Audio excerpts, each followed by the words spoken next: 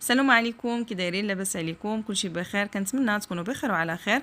اليوم ان شاء الله غادي نشاركوا معكم واحد الحلوه اللي هي بسيطه بزاف وسهله في التحضير، وغنتوكلوا ان شاء الله على بركه الله. نشوفوا المقادير وفي نفس الوقت نشوفوا حتى الطريقه. عندنا 6 ديال البيضات، زلافه ديال سكر سنيده، غادي نديروهم في خلاط كهربائي وغادي نخلطوهم مزيان. طبعا اللي ما متواجدش عنده خلاط كهربائي راه ممكن يخدمها غير بيدو. غادي نحتاجو قبيصه ديال الملح نزيدوها مع البيض والسكر. كيف قلت لكم راه ممكن تخدموها بيديكم، غير هي كتعذب شويه، يعني خاصكم تبقاو تخدموها حتى يذوب داك السكر. من الاحسن الا كان خلاط كهربائي. صافي من بعد ما كيتخلط لينا البيض مع السكر وكنحسوا ان داك السكر داب، كنزيدو الزبده. عندنا هنايا تقريبا 500 غرام ديال الزبده.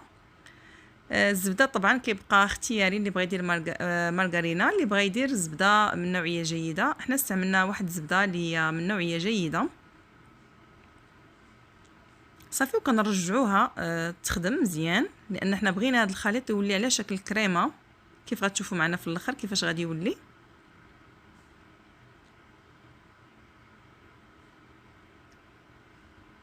كنزيدو كاس ديال الزيت، طبعا بالعبار ديال كاس العنبه.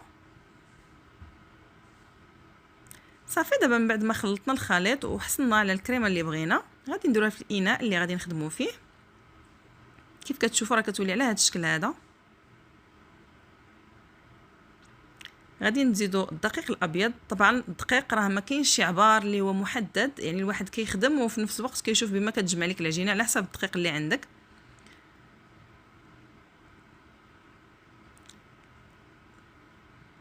صافي غادي نزيدو الدقيق تقريبا يعني كيلو وشي حاجه زايده باش جمعنا هذا الخليط هذا. غادي نزيدو 2 خنيشات ديال الفاني، عفوا نسينا ما درناهمش في الاول. وخميره الحلوى 16 غرام، هذه تقريبا 2 خنيشات ديال الحلوى ديال 8 غرام.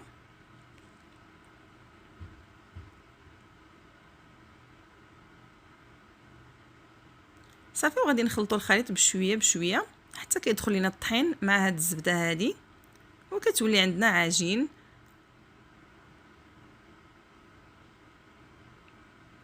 حنا كنخلطوا وفي نفس الوقت كنزيدوا الدقيق حتى كتعطينا هذا الخليط هذا. كيف كتشوفوا راه ما قاصحه ما رطبه العجينه، يعني كتجي كتجمع لكم في يديكم باش تقدروا تخدموها. راها كتجي هشيشه في الماكله ديالها، كتجي لذيذه بزاف. كيف قلت لكم الا جربتوها راه غادي تعجبكم.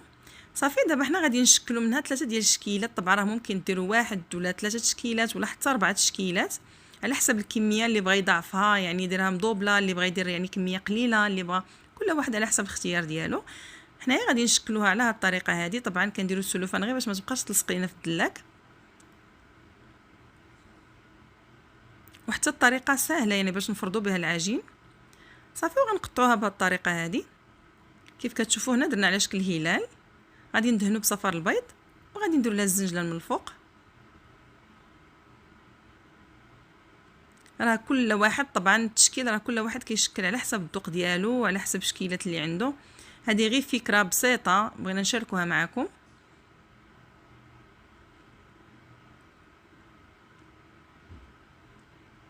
هنايا درناها على شكل يعني على شكل قلوبه وغادي نطبعها هكا بالفرشيطه باش هذيك الجهه اللي فيها الفرشيطه غادي نديرها في الشكلاط وكتعطي واحد الديكور زوين.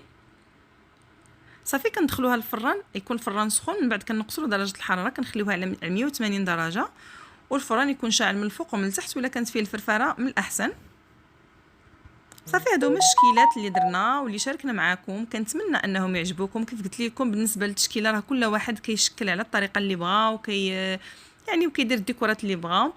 وعيدكم مبارك سعيد، ونتلاقاو ان شاء الله في شي فيديو اخر بوصفه جديده. وكنتمنى هاد الحلوه هذه تعجبكم، ولا جربتوها كنظن راه غادي تعجبكم. مع السلامه.